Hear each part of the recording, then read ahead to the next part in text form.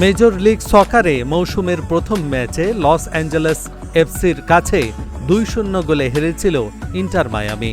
আজ সোমবার সকালে অরল্যান্ডো সিটির বিপক্ষেও 24 মিনিটের মধ্যে 2-0 গোলে পিছিয়ে পড়েছিল লিওনেল মেসির দল।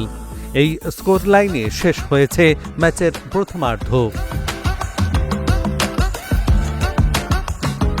বিরতিতে যাওয়ার সময় মেসি ও তার সতীর্থদের চোখে মুখে হতাশা ও অসহায়তার ছাপ ছিল স্পষ্ট, কিন্তু পরের 45 মিনিটেই ঘটল দুর্দান্ত প্রত্যাবর্তন। মেসির নেতৃত্বে প্রতিপক্ষের ওপর দাপট দেখিয়ে মায়ামি করে 1-1 করে মোট 4 গোল। দুটিই মেসির। প্রথমে 2 গোলে পিছিয়ে পড়া ইন্টার মায়ামি শেষ পর্যন্ত মাঠ ছাড়ে 4-2 গোলের অবিশ্বাস্য জয় নিয়ে। MLS-এর নিয়মিত মৌসুমে প্রথম 55 ম্যাচে মেসির গোল সংখ্যা এখন 52।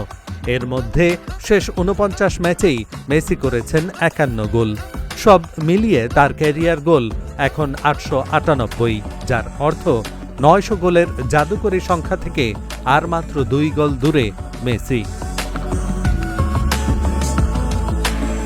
আগামী শনিবার ওয়াশিংটনের অডি ফিল্ডে ডিসি ইউনাইটেডের বিপক্ষে নিজেদের পরের ম্যাচ খেলবে মায়ামি।